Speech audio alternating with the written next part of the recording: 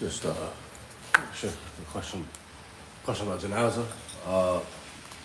There's some the brother said it's customary for the woman not to follow the janaza. Some brother said it's okay. Some brother says it's okay. You can sit in the car. They're not coming out. The burial time. What is the real, like? Can the woman have any? Understood. Inshallah, with regards to a woman following the janaza procession, to keep things simple and brief, it's lawful for a woman to follow the funeral procession as long as she is adhering to the rules and the manners of Islam. To keep things brief and simple. Wallahu ta'ala a'lam.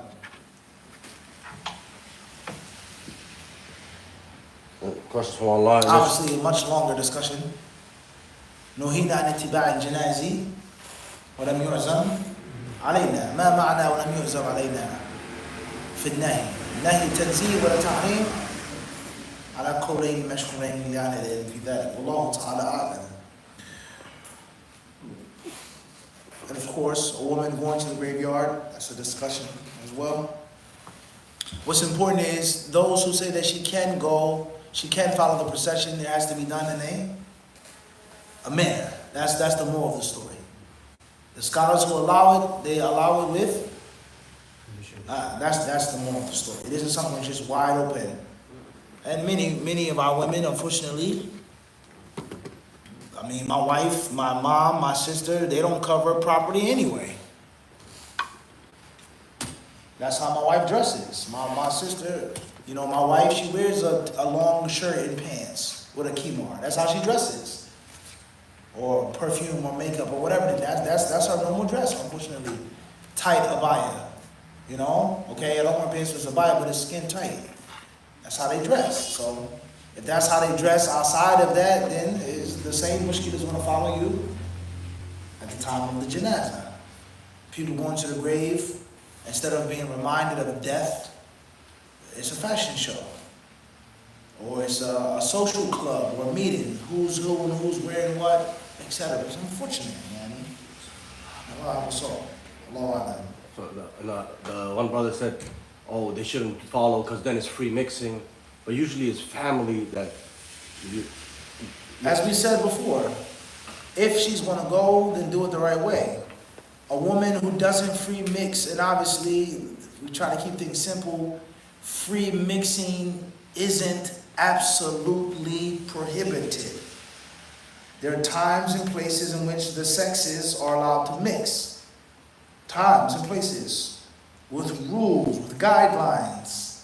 Men and women being in one place at one time. There are guidelines for that.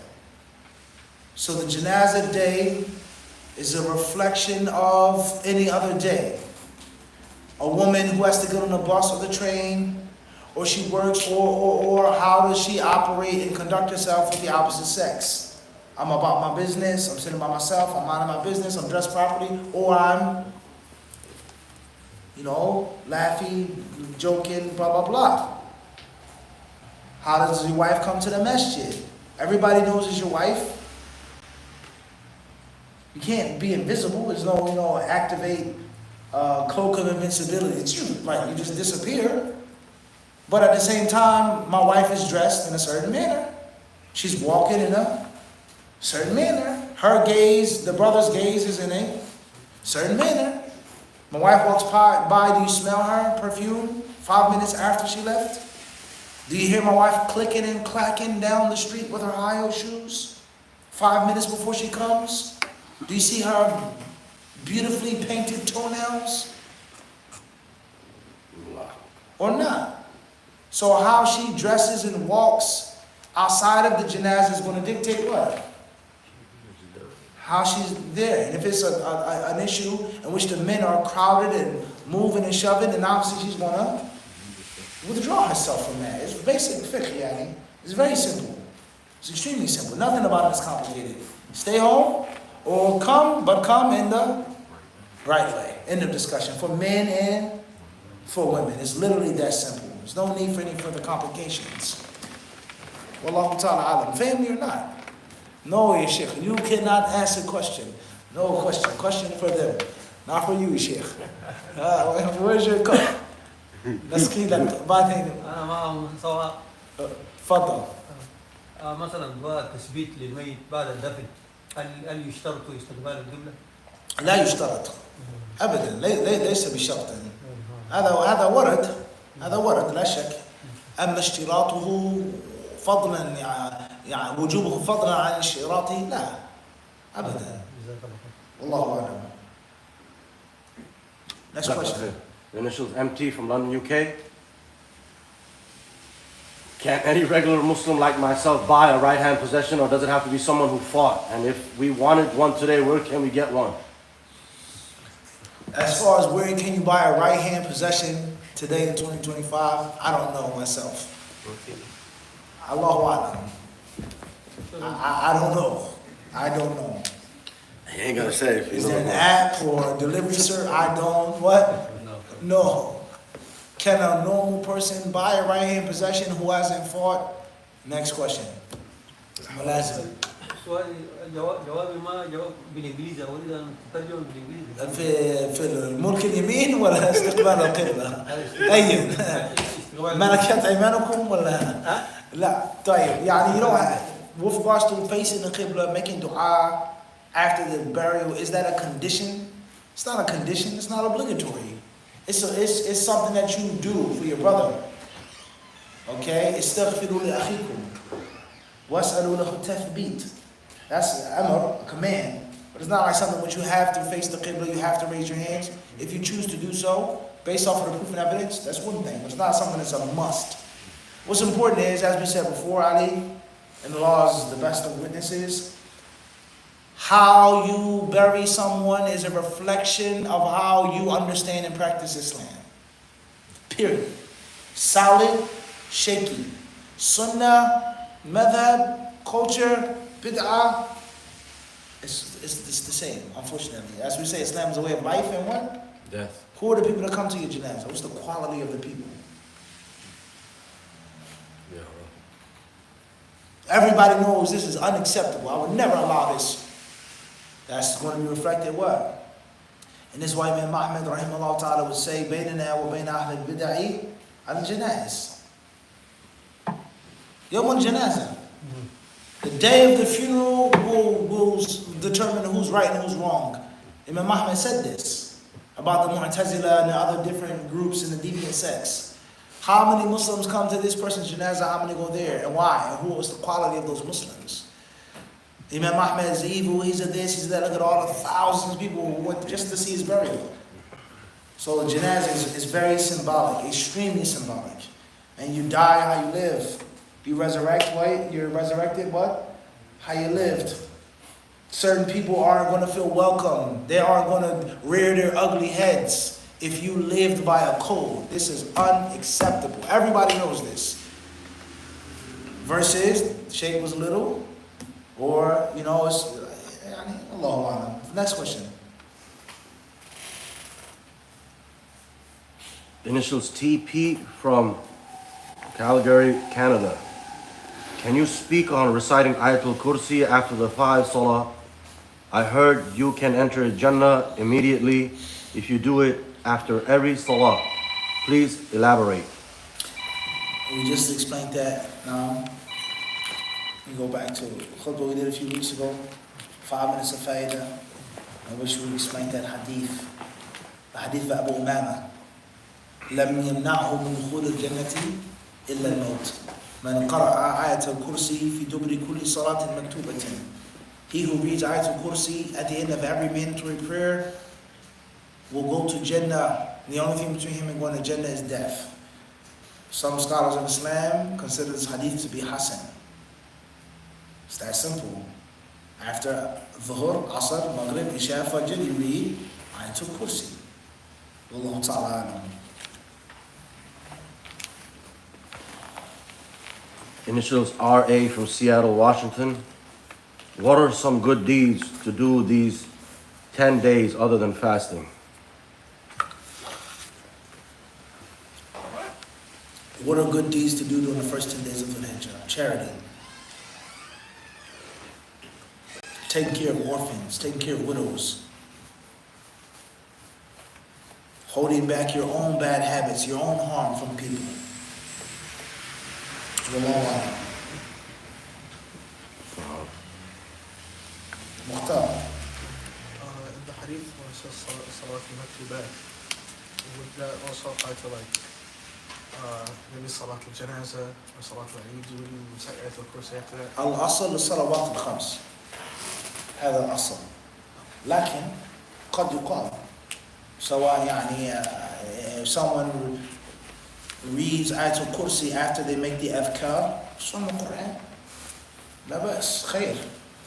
But what's meant by Salat al-Maktuba, the 5 prayers, and not janaza or Eid or other things, even if those prayers are fard. Wallahu ta'ala a'lam.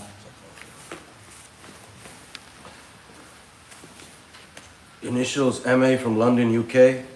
Is it true that we should say Subhan Allah 10x, Alhamdulillah 10x, and Allahu Akbar 10x after Salah? 10 times. 10 times. There's no doubt about the virtue of making tasbih and tahmeed and takbir. Whether it's 30, 33, there are different styles of making the tasbih after the prayer. There are different ways of doing it. Wallahu a'lam. Initials TJ from Baltimore, Maryland. Is it permissible for women on Eid to freemix, wear perfume, makeup, take pictures, and so on? Is it lawful for women to freemix, take pictures, wear perfume, so on and so forth on the day of the Eid? We've explained that already. It's when a woman is around non-mahram men, she is not allowed to wear anything tight, translucent, transparent, revealing, anything which is perfumed or aromatic, fragrant, in front of non-mahram men. Rather, even in front of her mahrams, there are things that she can't wear or say or do. There's levels of mahram. Her father is not like her uncle. Her father is not like her husband. Her husband is not like her son, etc. So that's the general rule. If a woman is in front of non-mahram men, there are things she is prohibited from doing. On the Eid, Jum'ah, Janaza, anywhere, any place, whatever the scenario of the situation. Men and women aren't allowed to recklessly mix and mingle. Recklessly. Prayer, Hajj, a woman has to do this, she has to go here, the man, that's one thing. But just talking and chatting and, laughing and joking and, nah. Wallahu ta'ala. Initials TM from Patterson, California. How to defeat the argument that hadiths were written 200 years and that's why we shouldn't follow them. How to defeat the argument that hadiths weren't written down except for 200 years after the Prophet's death, sallallahu alaihi wasallam, and therefore we shouldn't follow them. There are different ways. One of the quickest, easiest ways is to use that person's argument against themselves. Why can't we follow the hadiths? Because they were written down. Okay, no problem. When was the Quran written down? Tell me. What era? What age? Oh, it was written down in time. Was it in the Prophet's life? Yes or no? So you ask them basic questions about the Quran that they claim to believe in and follow and love. And it makes total, clear, absolute sense to every single person. Everything in the Quran is known and established. But everything in the hadiths is confusing and technical and this and that. Just ask them about the Quran. Give them a basic questionnaire about Uloomul Quran. Basic. Not technical, basic stuff. And watch how they flip and flounder and flop around. So if there's so many things about the Quran that you don't understand or can't be explained, that would also necessitate for you to do what? Oh, it's different, brother. What's the difference? So that's what I would do. Wallahu a'lam. Let alone if it's like I said, the hadiths were written. That's a lie. That's a dumb, stupid, bold-faced lie, invented by the kuffar. Invented by the kuffar. I don't want to be anti-Semitic, but those lies invented by a Hungarian Jew. It's a lie. It's not even true. 250 years after the Prophet's death. It's not even true. Imam al-Bukhari, he died when? 256. So common sense, he had to write he wrote his book 6 years before he died? Or 50, that's just stupid. How many books of hadith existed years before Imam al-Bukhari? So for argument's sake, the hadiths were never written down in the time of the Prophet, no problem. But it wasn't what? 200 years. That's just dumb. Wallahu a'lam. And this is MA from Toronto, Canada. What is your advice to us regarding these 10 days? And what's the easy dhikr we can do Next these question. days? And this was MA from Hyderabad, India. Assalamu alaikum mufti from Hyderabad. And this was GA from Hampshire, UK. It says he struggled for a long time against corn and masturbation. Sometimes I fear I may relapse. What's worse, committing the real act of zina or falling back into such an addiction? With regards to a Muslim who suffers from addiction to pornography and masturbation, I fear of relapsing, so on and so forth. The first problem is getting rid of your mentality, the mindset. I fear of relapsing. I fear. You have to stop fearing. Stop being in that state of fearing and get that out of your head. I'm required to avoid these haram acts, and that's my job. I wake up in the morning, that's my job, that's my duty. I'm afraid, just do your job. If you fall down and slip, you make tawbah, you move back to your position. That's it, that's all you gotta worry about. Of course, a long discussion with regards to how to protect yourself from those things, how to recover from those things, counseling, therapy, being married, fasting, etc. But it's the mindset that gets you stuck. I fear, I'm afraid, I worry, I wonder. Now you're done. There's no hope when you're I fear, don't worry. That's all you need to think about. And obviously you don't even need to what? Think. Wallahu, that's a mind trap. Initials NA from Aurora, Colorado. My question is for this 10 days.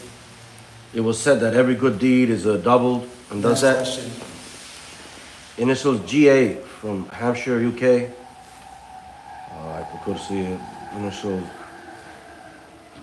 Initials GA from Hampshire, UK. Ever since I heard the hadith about reciting Ayatul Kursi after every Fard Salah, I never missed it, but when I was young, I missed many prayers. Will I still be promised the reward? The next question. Initials PA from London, UK. How to defeat the argument using Quran that Sharia was for back then and not for today, and also that wearing hijab is obligatory. How do we combat these arguments? Wearing hijab is not obligatory. Sorry. How do you defeat the argument of the one who says that the Sharia was for back in the day and not today? It's outdated. Wearing hijab is no longer obligatory. You don't argue. Just accept it. I agree. You're right. It was for back in the day. So therefore, I'm going to rob you of your money. The impermissibility of robbing and stealing was for back in the day. Simple. Literally that simple. My parents, I don't have to respect them or obey them because that was for back in the day. Everything's for back in the day. You're right, I agree. We live in 2025. People who have played golf on the moon. Right? Walking around on the moon, right? All religion is for what? Back in the day. You accept that or not? No, brother, that's extreme. Why? Why is that extreme? Next question. Initials EC from Stuttgart, Germany. MashaAllah. Is it allowed to recite du'as with a beautiful voice like the Quran? Is it allowed to recite a dua with a beautiful voice like the Quran? It depends. If you happen to be in the salah, it's one thing. If you're reading or teaching someone a dua, making a recording, that's one thing. If a person is just reading the book of Adhkar, it's one thing. But if you're making dua to Allah subhanahu wa ta'ala, do it in your natural way, your natural voice. Wallahu a'lam. Initials TM from Ontario, Canada. What is the ruling on Mother's Day? Mother's Day, Oh, yeah. it's a good thing. But Mother's Day should be every day, not one day out of the year. That's poor. Like, you give your mother only one day out of what, 300, what do they say, 365 out of the lunar or whatever? You give 300, your mom only gets one day out the year. Dang. It's messed up. At least once a week, once a month. No, just one day is your day, Mom. That's bad. Every day should be Mother's Day. Give your mother some flowers every day. Take her out to eat if you can. If you can't do it every day, obviously people have to work once a week. Come on, Mom, I'm taking you out once a month. Every couple months, but just once a year? That's bad. Long style. Initials HM from Manhattan, New York. If you buy a legit halal business with money acquired from extortion or selling drugs with the intention to turn your life around, is the earning from that business still haram? Person has illegitimate money or illicit money, and they buy illicit or legitimate business. Is the money earned halal, so on and so forth? I did this to turn my life around.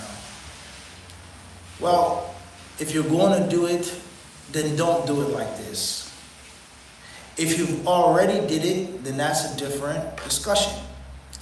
And this is very important with regards to what the scholars of Islam teach us. Inna ahkam al-wuqur غير أحكام الشروع وإن أحكام الشروع غير أحكام الوقوع. There's a difference between I did it or I'm going to do it. It's a very important principle in Islam. I have some haram money, I'm going to buy a halal business, don't do it. I had haram money and I happen to buy a halal business, I try to launder and rinse it, that's a different story. You can't go back, you can't change, you're trying to do the right thing. Versus, so it depends. And of course, not to open up a can of worms any further, but it's very important with regards to Gaza. What they shouldn't have done, they shouldn't have done this, the Muslims shouldn't have done this, it was Hamas's fault, they had no business, this, that, okay, but that's now what? It's done. Now what? Is it lawful? What do the Muslims have to do as an obligation to fix the mess that started on October the 7th? Wuqu' and shuru' are two different things. Is it lawful to do this versus it happened, now what? Very, very practical principle as a Muslim. Wallahu a'lam. And this is TM from Ontario, Canada. What is the ruling on children's clothing with images of living beings, babies' clothing that was gifted? Clothing with images, it should be avoided, inshallah, if you can, but it's difficult. Most things have some type of image on them, a teddy bear, a lamb, or a goat, or a horse, a unicorn, or something. Try your best to avoid it, inshallah. And if you can't avoid it, it's a hardship, it's very difficult. People gave you clothes, they're nice clothes. Do feel all the best way that you can. You move forward, inshallah. They aren't of age, it's not like they're a pre-blessing. Oftentimes they're sitting or crawling or stepping or walking on it. Khayr. Allahu Akbar. Fadl Mukhtar. Is the Quran and the Kitab are they the same thing? Could you elaborate on? كلا بل ران على قلوبهم ما كانوا يكسبون. Okay? Allah Azza wa Jalla putting a seal upon their heart. Okay? Khatam Allahu. Okay, is that the same? Along with many ayat. The answer is, to simplify things, yes and no. طبعا المسألة هذه تنبني على مسألة أخرى وهي هل في القرآن الكريم ترادف. Are there synonyms in the Quran? Or is every word and term that Allah uses unique by itself? Such as thiyab and libas. Are they the same or are they synonyms? Okay? Masakin and buyut. Manazil. Alright? There are many examples of this. Are there synonyms in the Quran or not?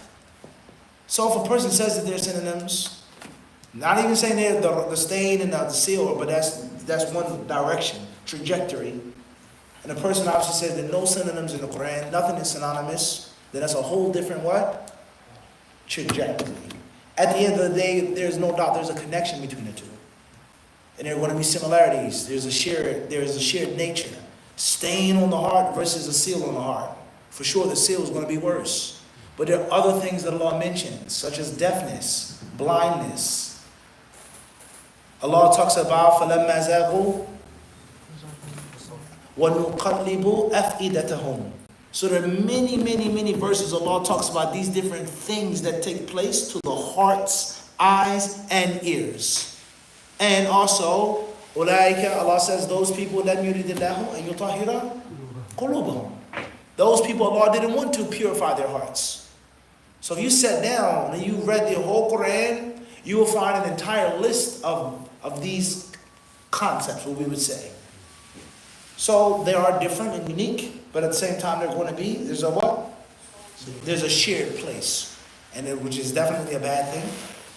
However, I would say that the stain or darkness or hardness of the heart isn't as bad as seal, waliyadhu billah. There's a whole different level. Ibn al-Qayyim, may Allah have mercy upon him, he explained these things in extensive detail. And if my memory serves me correctly, it's in Shifa'ul Alil, fi Masail al-Qada'i wal-Qadr wal-Ta'lil. He speaks about these things extensively. Talks about these matters, the concept of if someone is cursed, how can they make tawbah? If Allah seals the heart, Allah didn't want to purify our hearts, and Allah didn't guide them. He talks about these things extensively. So is a yes and a no. But at the same time, I would say that there's a difference in the level for sure. But who's Allah talking about? The stain on the heart of a believer is not like a disbeliever. Naam. Wallahu ta'ala alam. So how can you protect yourself from the wrong? How do you protect yourself from naran? Ibn al-Qayyim as well, he talks about this in Al-Wabil al-Sayyib. Or how do we wipe it? Al-Wabil al-Sayyib, في الكلم الطيب. يتكلم عن هذا. He talks about the things which cause rust on the heart and the things which polish the heart. So the rust or the ran, the stain on the heart is al-ghafla wa-dhunub. Heedlessness and actual sin itself, or sins. And then there's dhikr and istighfar. So right now I got two things to stay away from, among many others, but for sure what? Two things. And I got two types of astringent or the chemicals, the scoring pad. Dhikr, istighfar, dhikr. So if I'm making sins, the stain is around the corner. If I'm not making sins, but I'm just in a state of heedlessness, then the stain is around the corner. If the stain is there, then the khatam could also be waliyadhu billah. May Allah help us all. Wadah, inshallah. Ask one more. Fadl. Can it be said as possible? We know that tawbah removes whatever sins that are there, but at least in the physical world, the effect that sins can have upon your heart. Is it possible that a person can completely revert back to what was purity? Or At-tawbah tajubu ma qablaha. Tawbah removes whatever came before it. From the best scholars, I would say, well, I'm from the best, speak about this Ibn Rajab.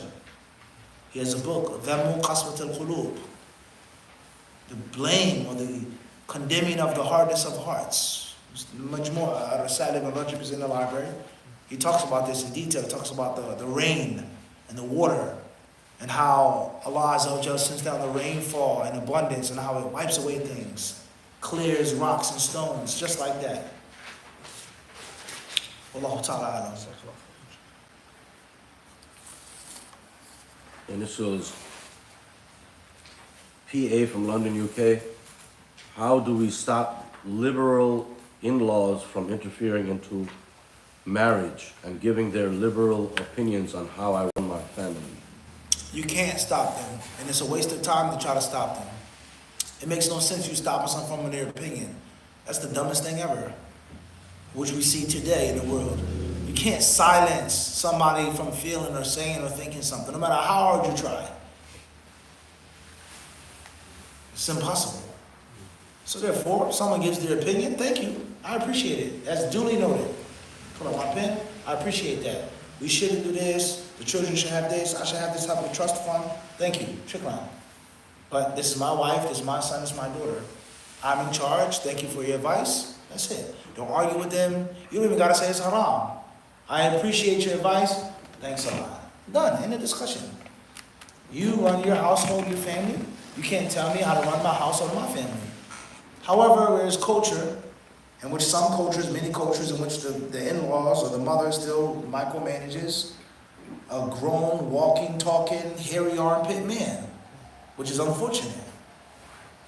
He's a grown man, and the parents treat him like a little boy. And Subhan Allah, you just look at responsibility and liability and how no one wants to accept failure. So my son is big and tall. He has hair under his armpits, which he's supposed to shave, right? He's a grown man. He can't make the correct decisions in life. He's totally irresponsible in life. He's lacking in life. Primarily, whose fault is that? Maybe he didn't listen. Maybe he was hard-headed. I tried to show him what to do, but he didn't listen. But essentially, it's whose fault? It's the parent. But instead of accepting that, I'm going to continue to do what led me to the disaster. Just stop and think about that, seriously. He's 40 years old, he can't make the right decisions, and I'm going to continue to what? Make the decisions for him. When is he ever going to learn? And you know one of the reasons why they can't make the right decisions? Because you didn't what? Properly rear them. But the culture, it doesn't allow you to see your blunder as a parent. That's a mushkila. So that's a long discussion with regards to sociology, right?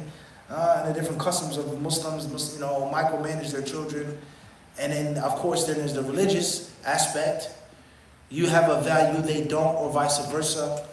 Our son or our grandsons, when it comes to the birthday party, you say birthday parties are haram. Oh, you're too harsh. You should have riba, blah, blah, blah. It's almost time. So therefore, the easiest way to avoid all of that is what? Thank them for the opinion. You do what you feel is what? Best. You silencing them, we all know how that's going to end. And Allah surely knows best. This is S.I. from Seattle, Washington. Assalamu alaikum, Sheikh. If I denied a marriage proposal from an unattractive girl, but I keep falling to haram, am I held for not marrying her? You turned down a woman to marry because she wasn't that attractive. She wasn't appealing to you. But you keep falling to haram, falling to zina. Are you held responsible?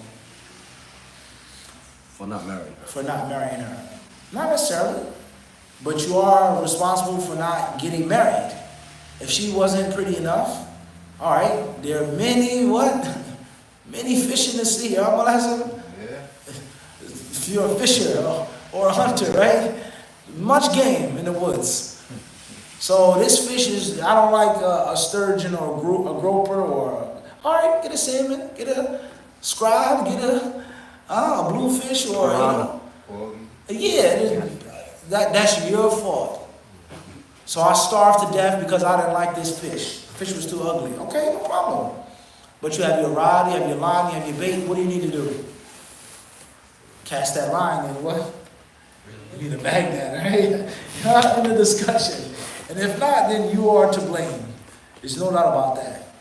Wallahu alam. Initials TM from Patterson, California. You have many knowledgeable videos. Where to start? Meaning the books like Uloomul Quran. Well, one good playlist, Wallahu alam, is the explanation of the 3 fundamental principles. Al-Usul al-Thalatha. Great place to start. Another great place to start will be the playlist on seeking knowledge. 40 Hadith on seeking knowledge, volume 1. Another good place to start will be a book on beginner's fiqh. And many, many, many good places to start, inshallah. By Allah's permission, Wallahu alam. And what's important is, Uloomul Quran is the main class here in this masjid once a week. It doesn't mean that there aren't other classes. So you get started in the classes. If you're behind, if you don't understand, if it's too technical, khilaf, no way, what's important is you just be a part of it. And you stay consistent. And you get plugged in and get connected. Right? Getting started is what's important. Wallahu a'lam.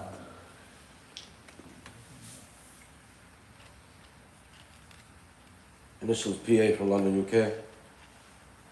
How does one become more mature? I've noticed I have the maturity of a child and it rubs a lot of people the wrong way.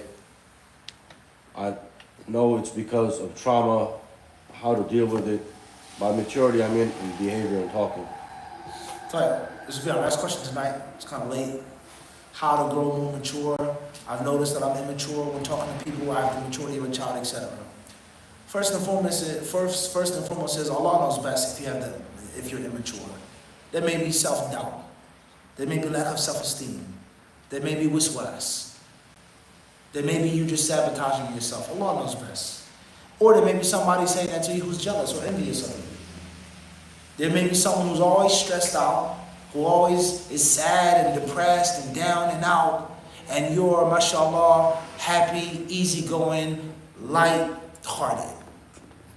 So the first thing is to establish, is that true or not? But if you honestly think and feel that you lack maturity, no problem. What is maturity? That's relative and subjective from person to person. There's some places, some people in which they joke a lot. And they make jokes about serious things. Serious things. They're about to die. And they're laughing and joking. Because that's the culture. That's the cultural norm. You ever meet somebody from different parts of the world? I want to say the name. You know, they're laughing, they hit you in the back. Don't worry, have another drink. You're like, yo, this is not a joking matter. In my country, we what? This happens every day. We joke about these things. So that's a cultural norm. But if according to your culture, where you are, your time, your place, your race, or races, and you are lacking the necessary maturity, then work on it, inshallah. And even when you make a joke, there's a way of making a joke. You can make a light of a thing in a certain way, right? In a certain what? In a certain way, like a funeral. You can make a joke at a funeral, make somebody smile without being insensitive or immature. It's how you do it. So life experience, gain life experience. But my advice to you is don't rush to get older, because people who are old all want to be what? That's very paradoxical if you think about it. People when they get older, some people accept it, but a lot of people, they want to be young.